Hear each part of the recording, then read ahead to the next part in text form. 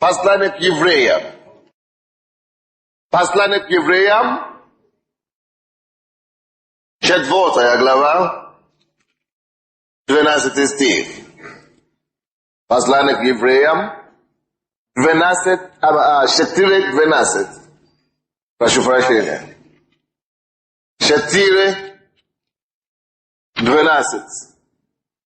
Ибо Слово Божие живо и действенно. Ибо Слово Божие живо и действенно и острее всякого меча обоюдоострого. Она проникает до разделения души и духа, суставов и мозгов, и судит помышления, намерения сердечные. Библия говорит нам, Слово Божие живо. Дорогие мои, кто из вас знает, что есть разница между живой вещью и мертвой вещью? Бог говорит, это слово, которое я держу в руках.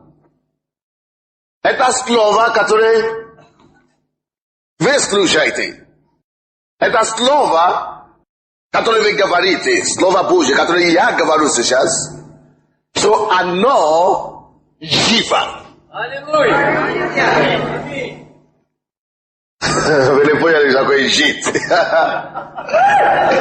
Допустим, когда я хожу так, это признак того, что я живу.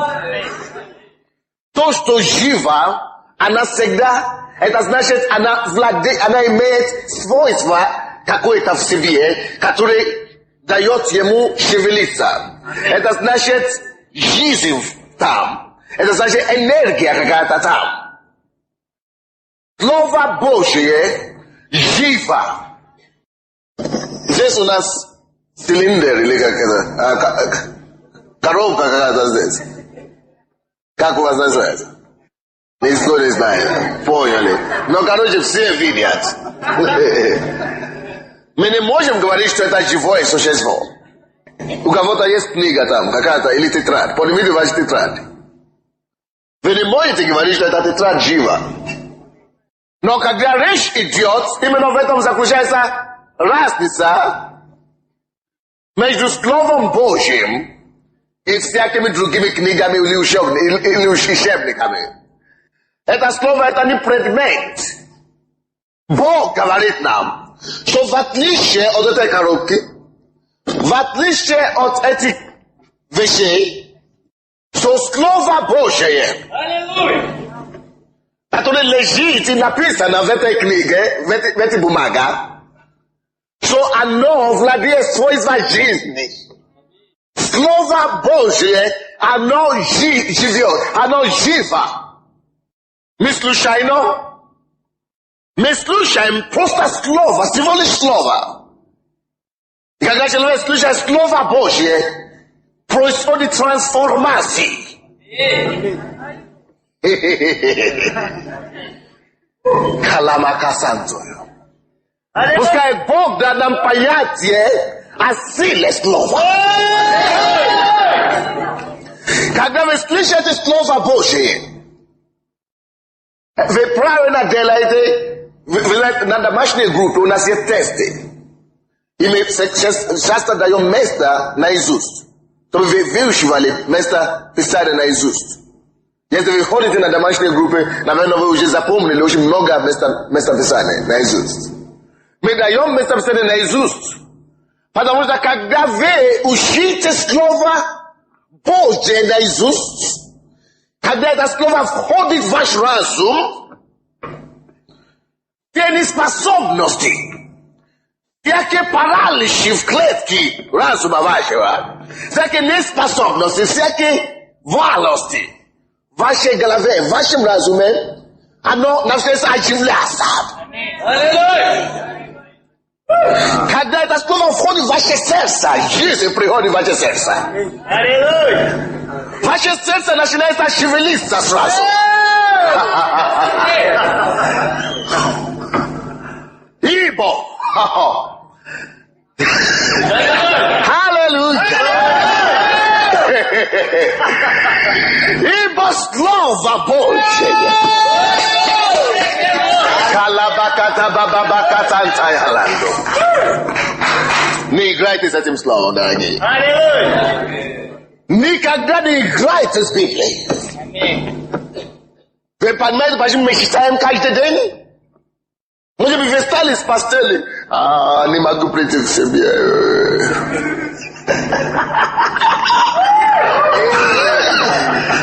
Вспоминайте одно местописание. Приведите в свою память Слово Божие. И посмотрите, что будет с вами. Жизнь придет.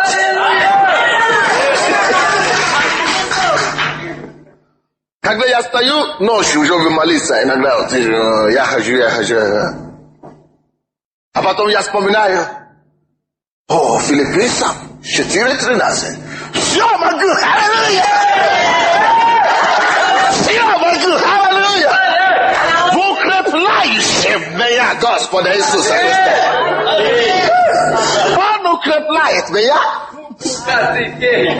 И крепость приходит сразу же.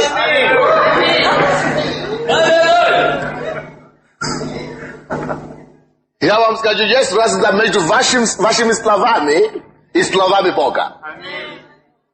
Бытие 1 глава. Это доказательство, что Слово Божье живо. Потому что там Бог говорит Его Слово. Бытие 1 глава, 2 стих.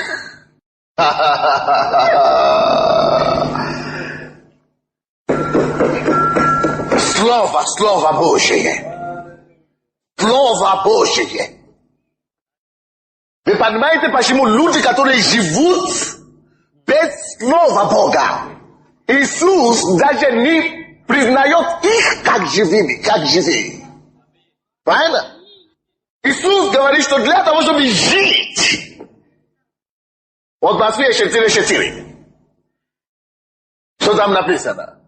Ибо не хлебом одним жить человек будет, но всяким словом, исходящим с уст Господа.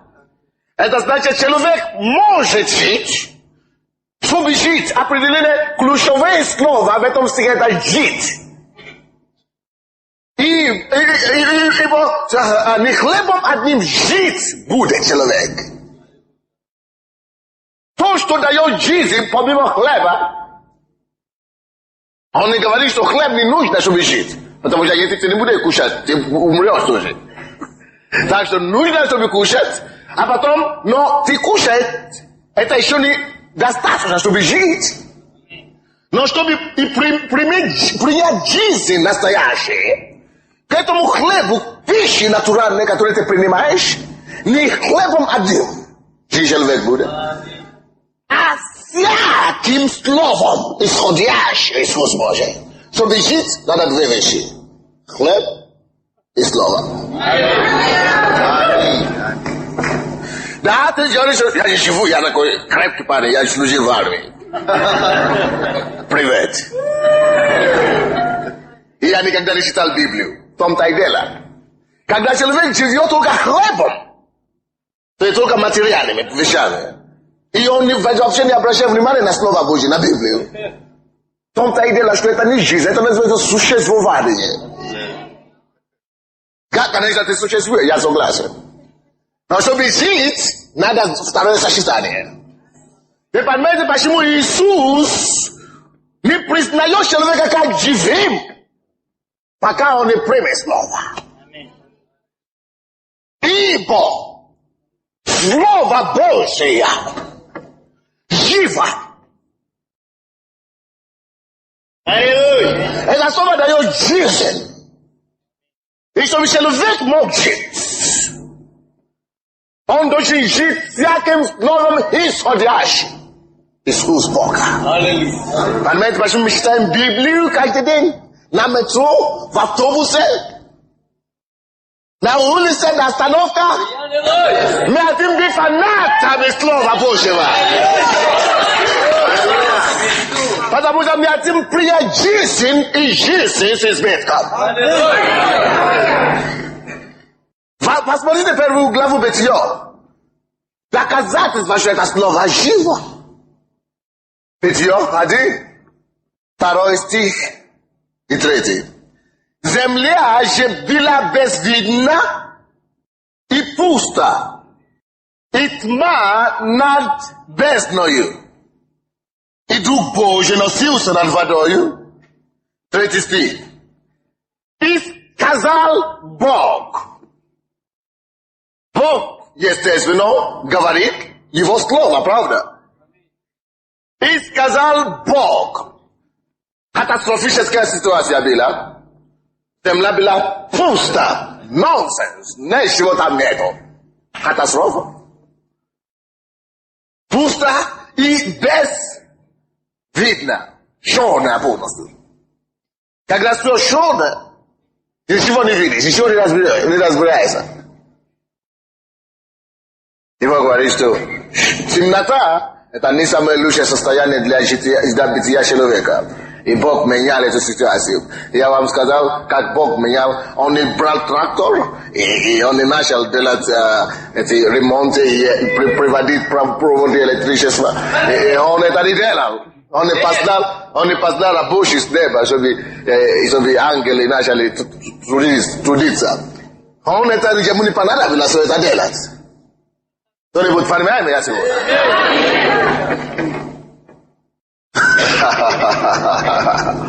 Но Бог что-то другое сделал. Он применял слово. Знаешь, что Библия говорит? 3 стих говорит. И сказал Бог. Видите, все темно. Темнота. Надо, чтобы был свет. Я сказал, что он не обратился к электростанции. Но он, наоборот. Да, Иисус. Просто сказал. Да будет свет, и стал свет. Он выпустил слово, стал свет. Там, где все было темно, все стало приятно. Ясно, жизнь пришла. Аллилуйя. Посмотри, говорит, что, надо земля образовать. И земля образовать. Да будет это самое, облако, как это? Да будет небеса отделены от того моря и земля и так далее. Он просто говорил. Кто-нибудь слышал это? Он не брал трактор, он не брал некоторые вещи, он не призвал рабочих вместе, он не создал профсоюзы. Он просто сказал слово. Я говорю, что он не создавал профсоюзы. Да будет и псало.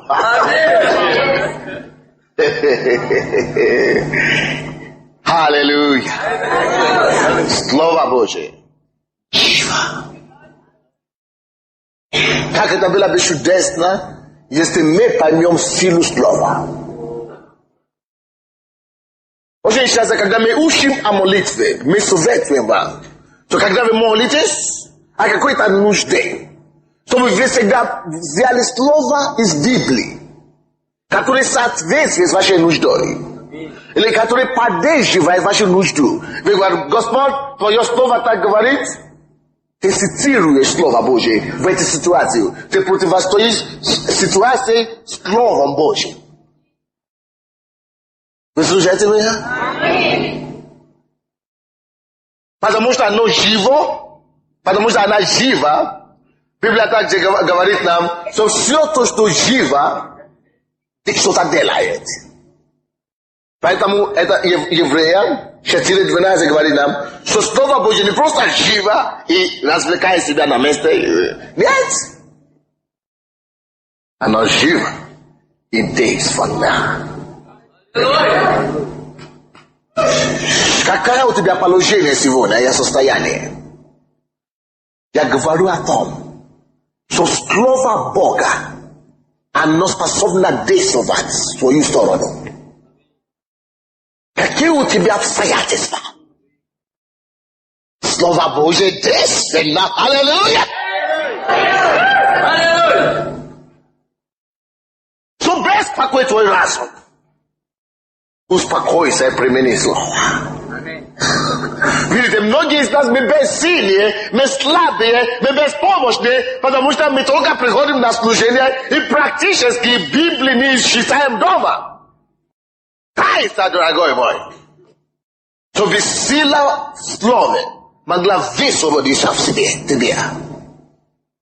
Может быть, когда ты читаешь это слово, может быть, ты не чувствуешь его, но считай о том, чтобы оно вошло в тебе сначала.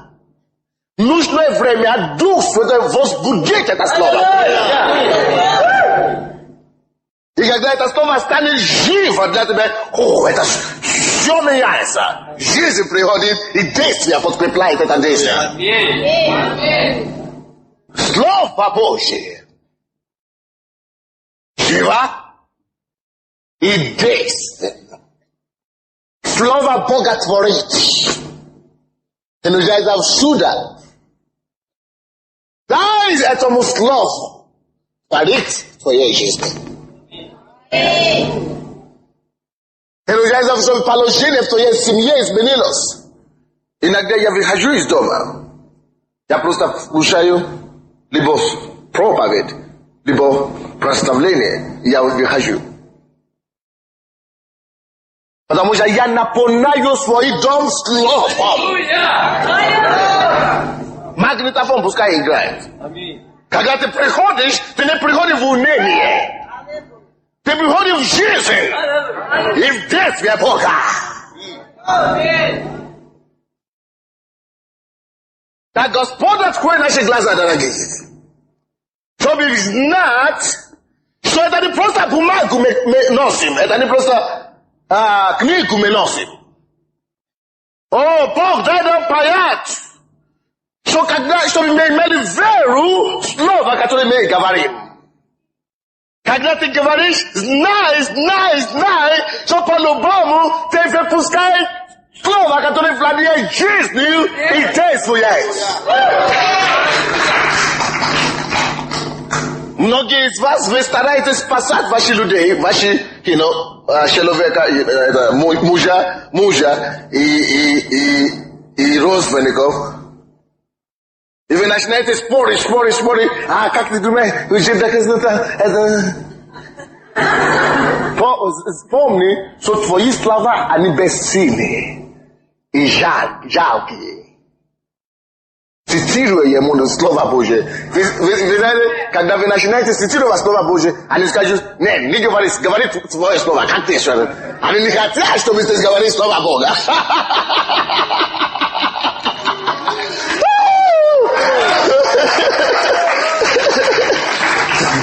Когда ты начинаешь говорить жизни, они это чувствуют себя как меч просто.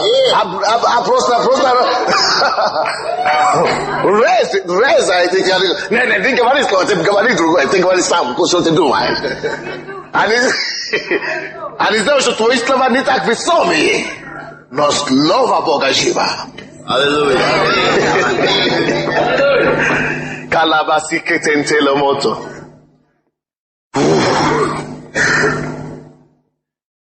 И вашими словами вы не можете спасать этих людей. Но словом Бога люди приходят к спасению. Первое послание Петра, 1 главу, посмотрите же там. 1 глава, 1 послание Петра, 23 стих. 1 Петра 1, 23. Как возрожденные не от тленного семени, возрождение не от тленного семени, но от нетленного. От нетленного, это значит нетленное и нетленное, это значит нечто-то, которое весомое, которое можно пощупать какое-то. Что не какая-то сила, какая-то возродила нас. Видите как? Нетленное какое-то, но от нетленное, невидимое. Невидимое, не как вроде бы необычно, не сверх чего-то. Это просто простое.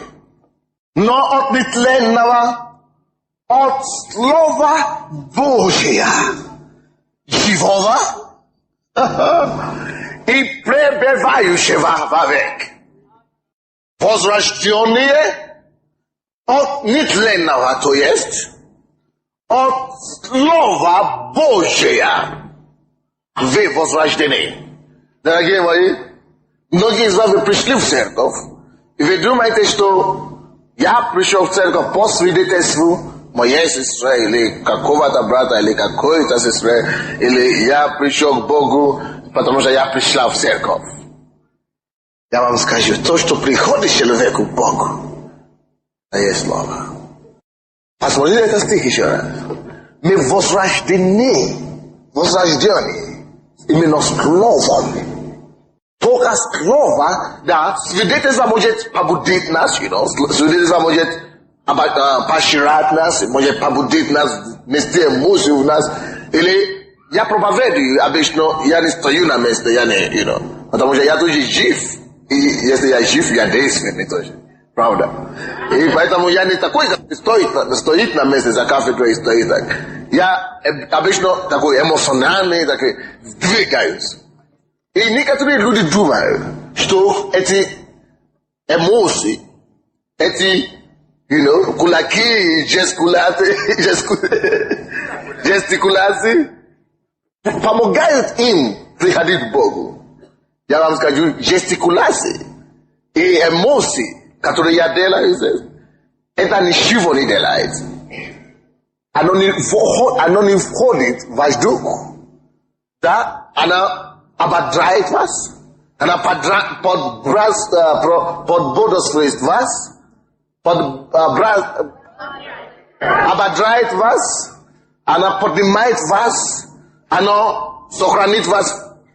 Ваше внимание ко мне, чтобы вы не спали.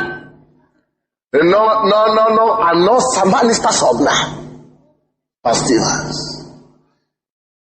Но единственное, то, что входит в ваш дух, и дал вам жизнь, это есть то слово, которое идет в мои уста. И, дорогие мои, всякий раз, когда ты говоришь слово, имей веру в это слово, что слова, которые выходят из твоих уста, даст жизнь слышащему. Не сомневайся в этом.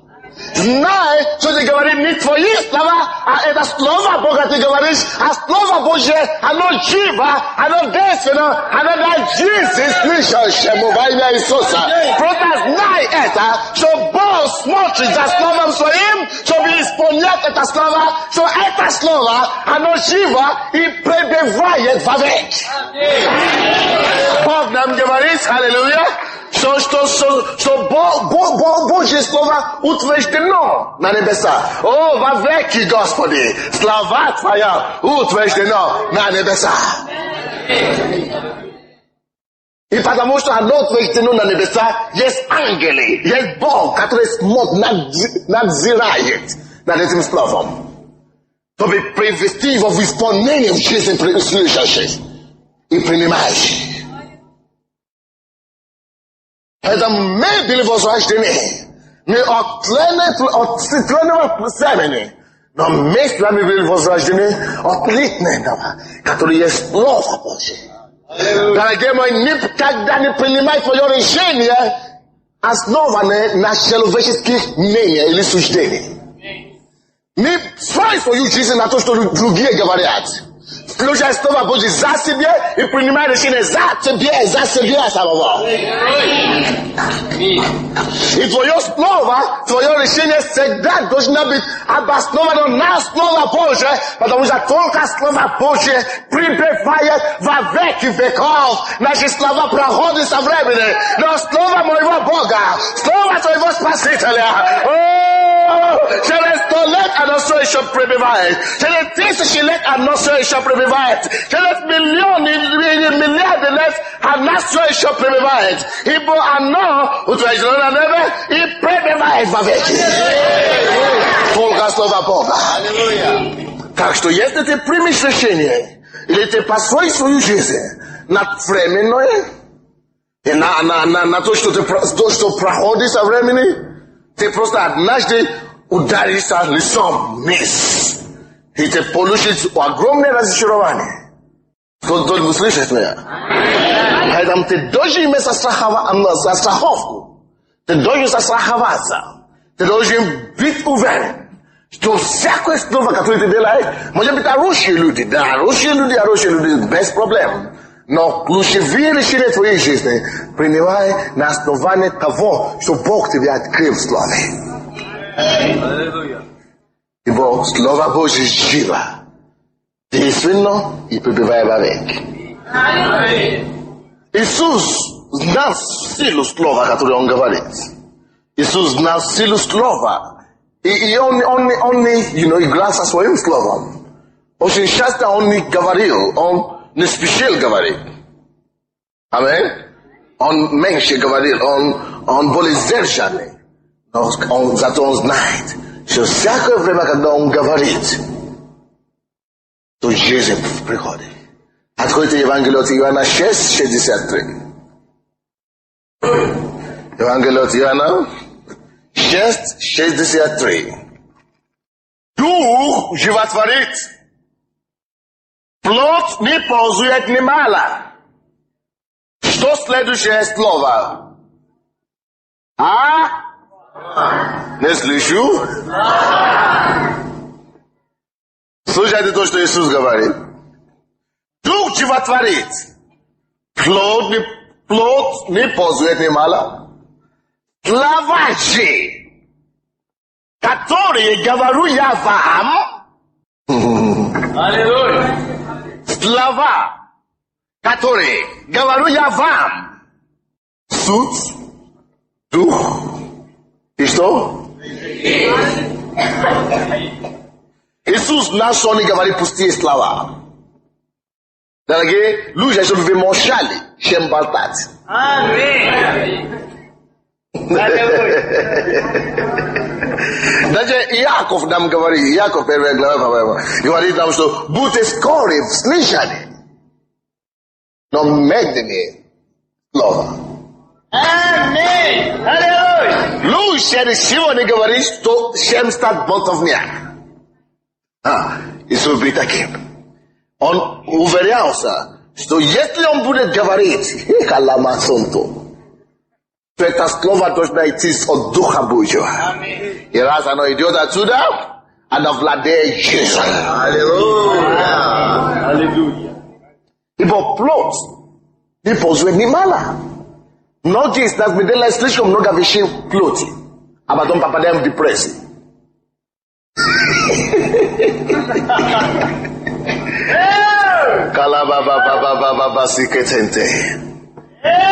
Я помню, одна семья, муж и жена, и они подошли ко мне, сказали, они покаялись здесь, муж был алкоголиком, и он был брошенным обществом, и он пришел к Богу, он смотрел нашу передачу, он покаялся, и с женой, жена сначала пришла к Богу, и он пришел, и первый же день Бог его просто освободил, и Бог благословлял их здесь, и эта женщина, жена, принесла мне очень много пророческих слов. Что здесь, то, что Бог хочет, чтобы она делала здесь, служение несла здесь, и что Бог хочет, чтобы, какие слова Бог говорил через нее о нашей церкви, и что-то случилось, через несколько времени, их обидели, как потом я слышал, что обижали кто-то. Человек всегда будет вас обижать, аминь? Это не важно, где в церкви или на улице. Кто-то всегда будет вас обижать. Знаете, как я говорю сейчас, многим не нравится. Может, прямо сейчас я кого-то обижаю. Кто-то постоянно вас будет обижать. Но проблема не в этом человеке. Проблема в том, как вы реагируете на обиду. Вы реагируете обидой или вы благословляете. Эти люди не знали этой истины, и они просто обиделись, они ушли в другую церковь. А потом по 2 месяца они могут ходить на служение, потому что ходя на служение в депрессию попадает. Потому что плоть. Она подошла ко мне, она сказала, я шутю, я говорю, я никого не держу, к сожалению. И никого... Ili kama ni uprashi vayo, ini umole ayo. Pasha oza shtuwa mnada pismo. Okay. Hallelujah.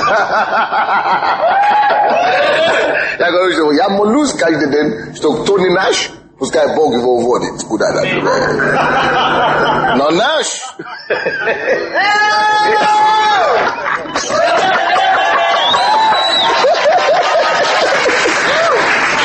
Jesus.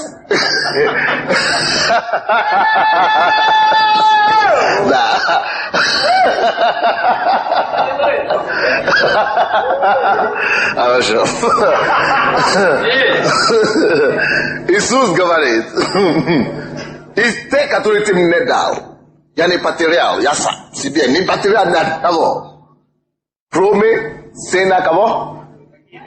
Погибели, который сам ушел. Я его не потерял, но он сам ушел.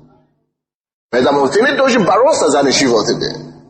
Если кто принимает решение по плоти, ты должен знать, что плоть не пользует ни мало. Только дух, слово Божье приносит жизнь. И дух, который в этом слове животворит, потворяет. Он был слышал меня сюда. Поэтому ваши решения. И после, почему я это говорю? Потому что через несколько времени эта жена начала говорить, нет, это моего мужа обидели, но кто-то обидел мужа, и надо поддержать мужа. И поэтому она ушла с мужем в церковь. Она приняла свою жизнь, решение жизни на основании, что кто-то обидел мужа. Ты не должен принимать решение твоей жизни, основано на обстоятельствах даже. Решение твоей жизни не должно быть обосновано на то, что другие говорят, на мнение других людей. Ты должен знать, что ты слышишь с неба. Ты должен знать, что твои действия и акции обоснованы на Слово Божие. Тогда ты тверд, как лев. И смел, как лев Иуда. Аллилуйя. Поэтому, дорогие мои, схватитесь за Слово. Любите Слово. Дорожите Слово. Храните в себе Слово. Носите, будьте ходящим письма. Амин. Ходите Словом. Откройте Слово, говорите Слово, которое обосновано на Слове. Просто действуйте согласно Слову. Потому что плоть, все, что мы делаем в плоти, не пользует ни мало. О, ты говоришь, я что-то делал по плоти, я был радостно. Но эта радость может быть длилась 5 минут. Или 5 лет. Или 50 лет. Но есть что-то лучше. Есть Слово Божие, которое длится вовеки. Вы знаете, мы много чего делаем здесь, на этой земле. И я вам скажу разница между людьми, которые живут по плоти. Это значит, которые живут в миру без Слова Божия. И верующими. Они могут зарабатывать очень много денег в миру.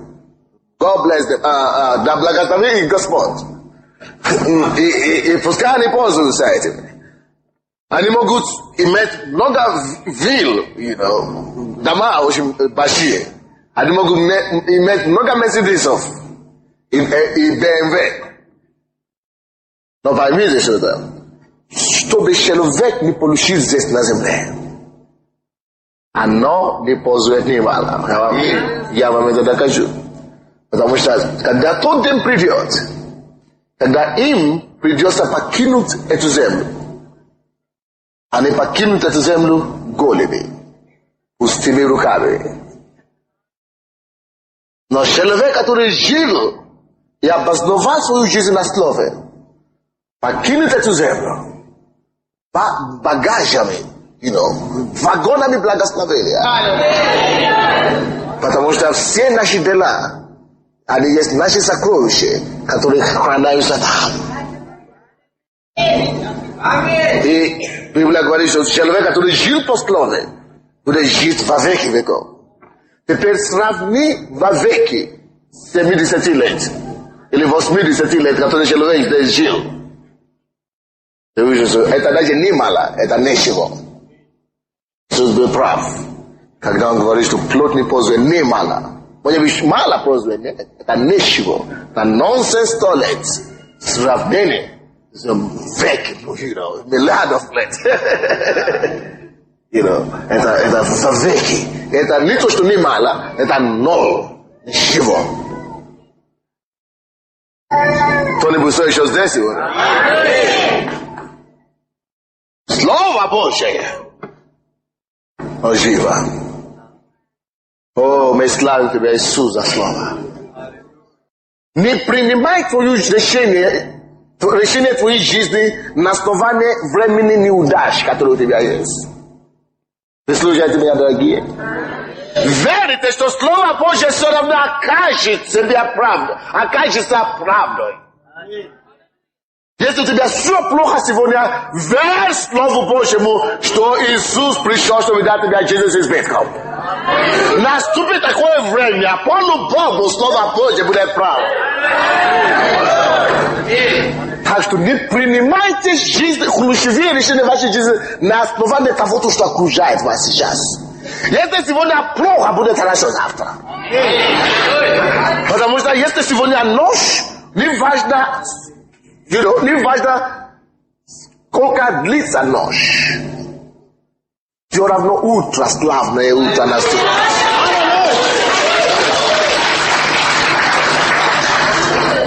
Даже когда вся почва покидает тебе, почва, все уходит, все, на что ты полагался раньше, все уходит, все, ты остался одним.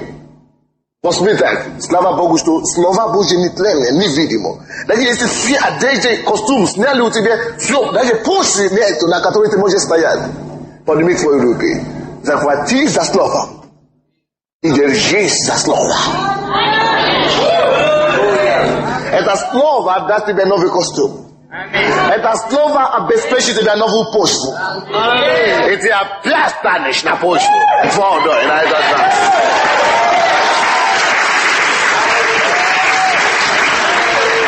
Захватись за Слово. Как бы ни было плохо сегодня, знай, что завтра придет. Ибо все тебя будет подвести. Но Слово Божие тебя не подведет. Слово Божие никому не подведет, потому что оно утверждено на небесах. Слово Божие истинно и живо. Когда мы приняли жизнь вечную, новую жизнь, мы приняли эту жизнь через Слово. Правда? Потому что Слово содержит в себе жизнь, и оно просто приходит. А у тебя жизнь.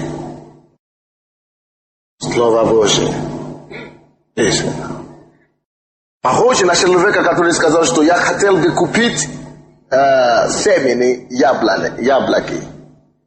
Семена яблоки. Как это? Семена яблоки. Он ходит по магазину. Я чтобы купить семена яблоки. Потому что нету семена яблоки, но яблоко есть. Потому что нет, я не хочу яблоко, я ищу семена яблоки.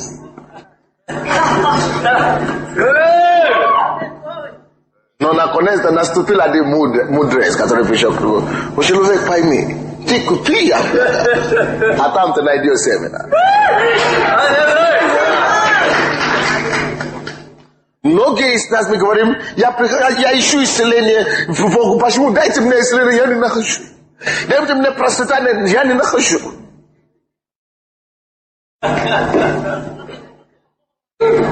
Дайте мне жизнь вечную, что-то я нахожу. Возьми Слово и все это вкладывай в себя. Когда ты найдешь Слово, то находишь Слово, находишь жизнь. Потому что оно содержит жизнь, которая животворяет. Верните, пожалуйста, к Евреям 4:12. Слово будет действенно. Это значит, оно что-то делает. Можно говорить до завтра, о чем Слово Божье делает. О чем Слово Божье делает, как оно действенно. Но я просто хочу указать вам именно с этого места Писания, что оно действенно. И говорит, я остановился только на этом. И Слово Божье живо и действенно. И острее всякого меча обоюдоострое. Одно слово. Первое, что оно делает, оно проникает до разделения души и духа. Первое, что Слово Божье делает, оно проникает в тебя и разделяет в тебе между духа и душой. Вы слушаете меня, дорогие? Бывало ли такое когда-нибудь, что вы слушаете слово и вам неприятно, облегчает вас? Бывает такое? Я вам скажу, что происходит. Это происходит процесс деления. Процесс деления, разделения между вашей душой и духом. Дорогие мои, поймите, что когда мы жили в миру, мы в основном жили на душевном уровне. Такое душа умом, только правились умом. Амин? Эмоцией и чувствами. Так? Но когда ты приходишь к Богу, самое первое, что Слово Божье хочет делать, что Бог хочет делать для тебя, это послать тебе Слово, которое разделит, чтобы ты мог знать, между дух есть ты сам, твоя естество, само, ты сам, твой настоящий человек. И очень многие люди чувствуют многие вещи. Допустим, кто-то чувствует боль, и говорит, что, мне больно. Это не тебе больно. Твой дух не болит. Я болею. Ты не болеешь, это твое тело болеет. Видите, таким образом мы построены. Потому что мы не можем разделить между душой и духом. Но когда мы приходим к Богу, Бог посылает нам Слово. И Слово начинает тебя проводить границу. Вот ты, твой дух, ты создан, чтобы служить Богу. И говорит, что нет, не хочется курить и пить и вести развращенный образ жизни. А Слово просто разделяет. Да, это твоя плоть хочет это делать. Это не ты. Но ты лучше, чем это. Бог тебя создал лучше. Бог тебя создал, чтобы прославить Его, жизнь свята для Его имя. И Он просто разделяет. Ты начинаешь видеть, что в тебе живет два человека. И что тебе не надо соглашаться с тем, что душа твоя хочет и говорит. Но тебе начинаешь видеть, что тебе надо жить так, как твой дух хочет. Что твой настоящий человек всегда соглашается со Словом Божьим. Твой дух всегда согласен со Словом. Твой разум может это не понять, но твой дух это поймет очень хорошо. Понимаете меня? И то, что тебя поможет делать это разделение, это есть Слово Божие. Потому что твой дух всегда согласится со Словом. Но твоя душа не согласится, ты поймешь, это душа, это есть дух. То, что Слово говорит, есть мой дух. Слово, допустим, говорит, не сообразуйтесь в веком силе, не дружитесь с этим развращенным миром. А ты говоришь, что мне хочется у нас навести гостей, у нас это семейные гости, или как это, семейные друзья, или друзья семьи. Друзья семьи, и мы всегда пьем за столом каждый победы, день победы. Мы всегда за столом сидим и пьем. И ты видишь, что что-то есть в тебе, который не хочет пить. Не хочет быть пьяным больше, потому что ты стал новым человеком. Твой дух не хочет быть пьяным. И твоя душа говорит тебе, нет, пойми, уже 45 лет вы отмечаете этот праздник вместе. И не нарушай традиции. Но Слово Божье говорит, нет, пусть святой, как я свят. Я все понял. И Слово делает это. Разделяет между душой и духом. Много чего наша душа хочет. Но границу проводит для нас Слово Божие. Поэтому дружи Словом. Чтобы знать, как поступать правильно, дружи Словом. Чтобы знать, где воля Божия, просто дружи Словом Божьим. Читай, размышляй над Словом. Одна из самых больших благословений, которые вы можете получить, это размышлять над Словом. Просто размышлять, разбираться. Словом Божьим. Что это значит? Думать, разбираться, размышлять над Словом. Просто думать над словом. Это огромнейшее благословение. Второе, что Слово Божье делает. Она проникает в суставов и мозгов. Это значит, Слово Божье действует даже на твою плоть. То есть здесь она проникает через суставы и даже через мозги, мозгов. В английской Библии мозги, которые там написано, это как по-английски написано? Это как то, что внутри костей, да. Да, костный мозг. То есть мозг здесь, это обозначает костный мозг. Вы понимаете? Это то, что внутри твоей плоти. Это уже последняя стадия твоего тела. И слово влияет на него. То есть слово может животворить вас физически. Слово может принести вам исцеление. Это подтверждается Псалом 19-20 стихи. 21 стих. Значит, он послал свое слово и исцелила их. Избавила их от могил их. Аллилуйя!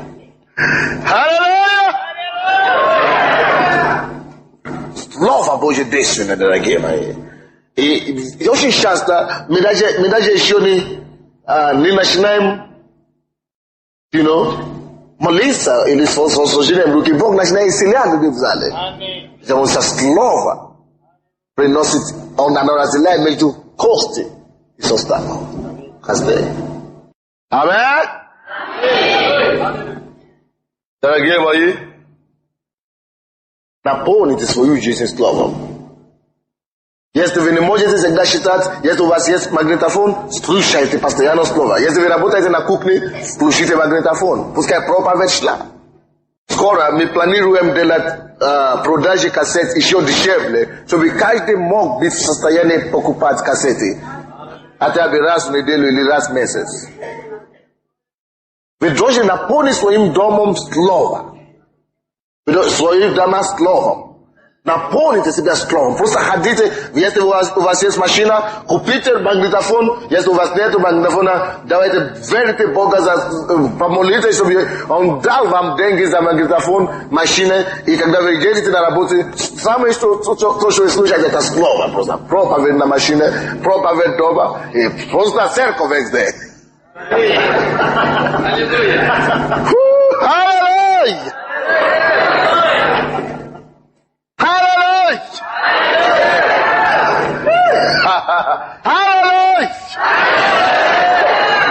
И третье, то, что Слово Божье делает здесь.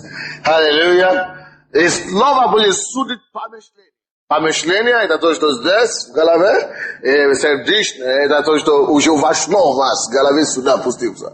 И многие из нас, как христиане, самые большие проблемы, которые у нас есть, это даже не с нашей плоти, я вам скажу.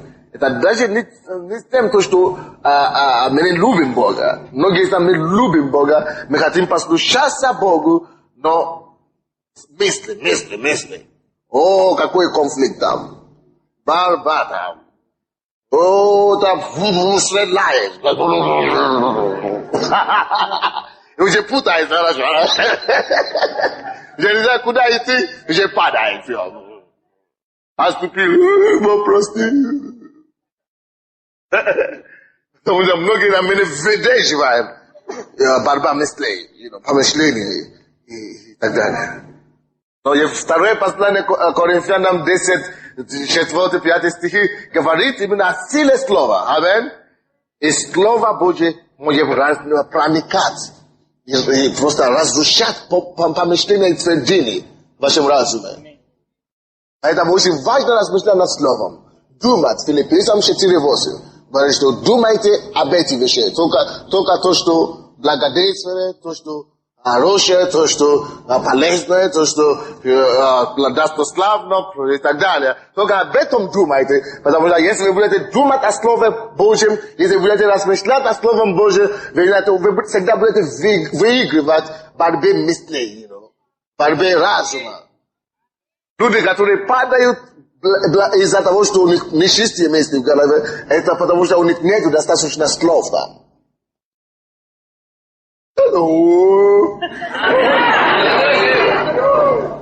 Hallo, wer tut sich?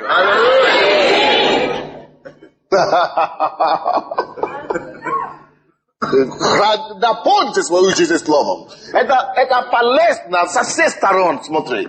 Все полезно это делать. Полезно быть наполненным словом. Полезно просто размышлять над словом, потому что это даст тебе одну из самых важных побед, которую тебе необходимо. Это победа в области разума. Победа в области мыслей. И если у тебя есть эта победа, ты можешь просто говорить, ну что, слава Богу за все. Слава Богу за все. Бо слово говорит, не переживайте ни о чем, не заботьтесь ни о чем, но во всем.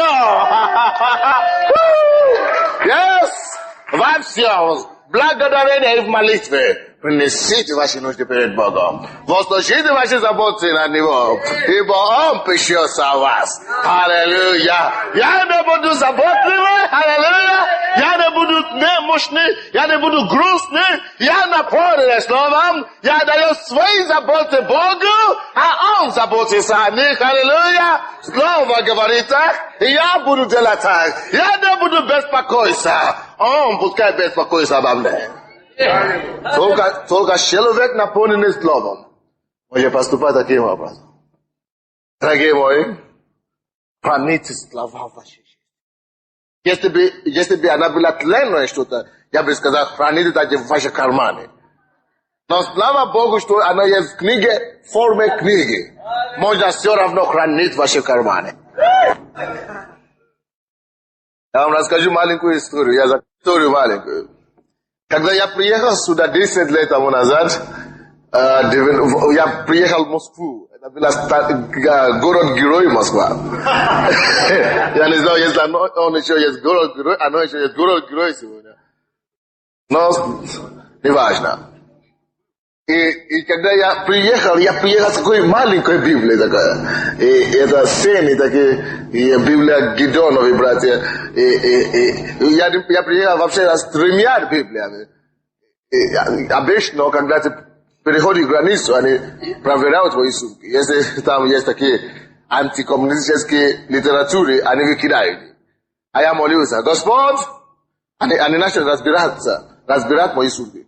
Я молился, Господь, дай им, чтобы они были слепы, как сестра Дела, чтобы они не видели, что это Библия. Кто-то говорит, не возьми Библию с собой. Я говорю, я возьму с собой. Они не будут видеть. Они видели, смотрели, не поняли. Не разобрались. Ну, все, еди. И когда я приехал в Москву, я всегда ходил с этой маленькой Библией, Гедеоновы братья, в кармане. И в автобусе, в троллейбусе, и в такси я всегда читал. И там были со мной мой брат и земляки. Я новичок, и они говорят, новичок. Ты не знаешь, куда ты приехал, да? Понял.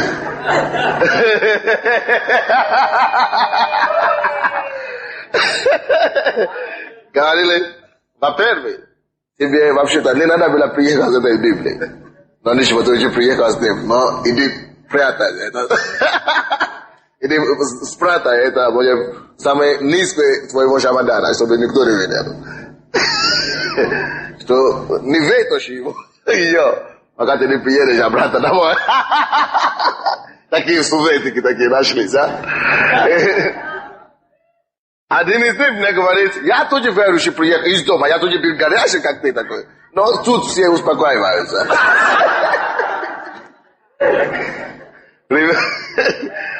Ну, я так говорю, серьезно?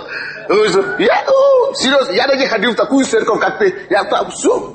Действительно, он говорит, но моя Библия с тех пор, я уже все спрятал, чтобы никто не видел. А тут тебя просто либо вышел в Сибирь, либо домой.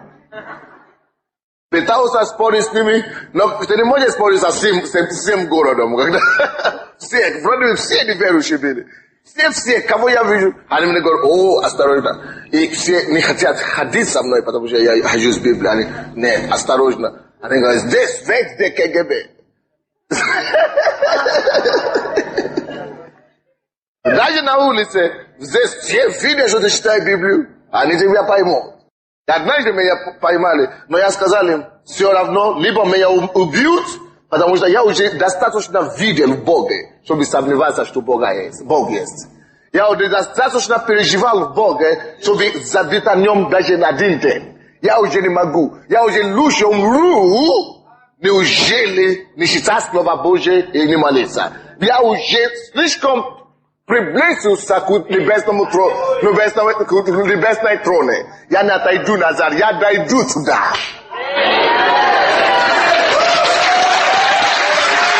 Да, дорогие. Это правда. Это всегда мои слова. Чтобы не было, не легче умереть, не легче страдать, не легче что-то делать, чем отступить на один день. Я уже близко туда. Чтобы потом отойти никогда. Тогда я верю всего лишь 6 месяцев. Но я уже успел что-то видеть. Благость Господня. И вы говорите, что вкусите Бога. И вы увидите, что Он благ. Он вкусный, дорогие. Он просто благ. 6 месяцев верующий, я уже знал, что теперь либо смерть, либо жизнь с Богом. Жизнь минус Бога не хочу. И я всем, я уже перестал спорить. Хорошо, бросите меня, делайте что угодно. И 3 раза, пока я учился при коммунизме, я думал, что я уже с ума сошел. Серьезно. Потому что все, кто видит со мной, они говорят, ты такой, серьезно? 3 раза я думал, что я уже все, поеду. Все, я уже поехал. Все мне говорят так, когда слишком много людей в университете, я был единственный верующий. Там было 16 тысяч студентов. И когда все тебе говорят так, и твои земляки, и твой брат родной говорит тебе так, ты думаешь, что, наверное, они правы. Но я всегда знал, что, но об этом, конечно, если я умру, я уже там выехал. Но отступить, это уже некуда. Это, что я хочу сказать? Они боялись коммунизм. И коммунизм прошел, но Слово Божие. Моя Библия осталась, и я остался.